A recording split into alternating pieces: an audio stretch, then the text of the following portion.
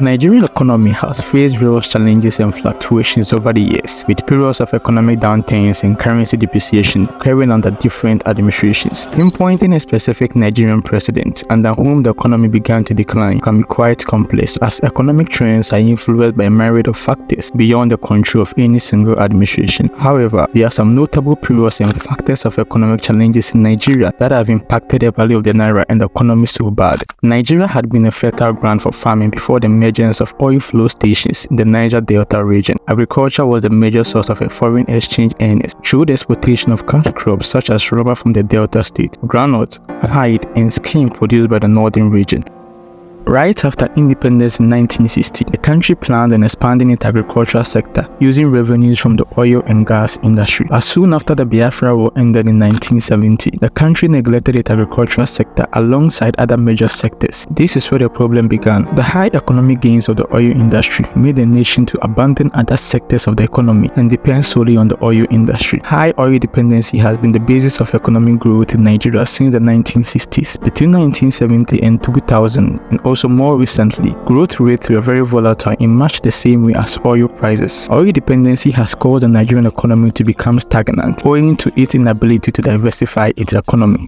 This is it. Global oil prices are known for their volatility and have fluctuated numerous times over the years due to factors like geopolitical events, supply and demand dynamics, economic conditions, and OPEC decisions. Nigeria's heavy reliance on oil exports, which accounts for a significant portion of the government's revenue and foreign exchange earnings, makes the country particularly sensitive to changes in global oil prices. But my question is, how many times have global oil prices fluctuated, and why does Nigeria seems to be the most affected country whenever it always happens? It came out that the lack of economic diversification leaves Nigeria exposed to oil price shocks, making it more vulnerable to fluctuations compared to countries with a more diversified economic base. A drop in global oil price reduces Nigerian foreign exchange from oil exports, leading to a decrease in dollar inflows. This reduction in foreign exchange resources can weaken the naira against any other currency.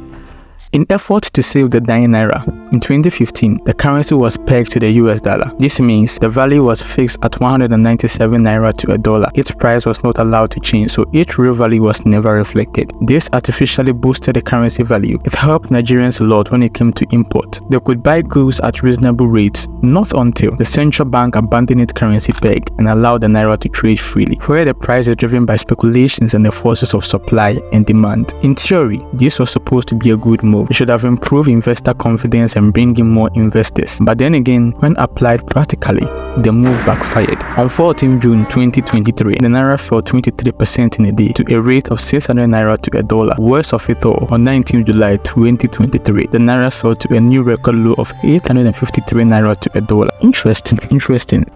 Nigeria has always been part of the country with the most corrupt public sectors. In terms of corruption, Nigeria has a reputation. On Transparency International's 2023 Corruption Perception Index, Nigeria scored 25 on a scale from 0, which is highly corrupt, to 100, which is very clean. Corruption erodes public trust in government institutions and undermines confidence in the economy. When citizens and investors lack faith in the integrity of the government and its policies, it can lead to capital flight, reduced foreign investment, and a weakening currency as investors seek more stable environment. Again, from an article published by Statistical Research Department, Nigeria scored 25 points in the Corruption Perception Index in 2020. Worst of it all, Nigeria obtained the lowest score in 2011, the highest in 2010. This tells you how corrupt the country is. The high rate of corruption in the country has reduced the FDI inflows in the country. The FDI, not your regular FDI. From 2010 to 2022, the FDI inflows in the country has been reducing drastically. Foreign direct investment inflows can have a complex impact on the country's currency, and the relationship between the FDI and currency strength depends on various factors and conditions. When foreign investors bring in FDI, they typically need to convert their foreign currency into the local currency for investment purposes. This increased demand for the currency can lead to an appreciation in the currency's value against other currencies. FDI inflows are often associated with economic growth and improved economic prosperity in the country. A growing economy backed by the FDI can attract more investment and strengthen the overall confidence in the country, potentially bolstering the currency. But on the other hand, countries that attract significant FDI inflows often have robust institutional frameworks, stable political environment, transparent regulatory system, and almost a low rate of corruption.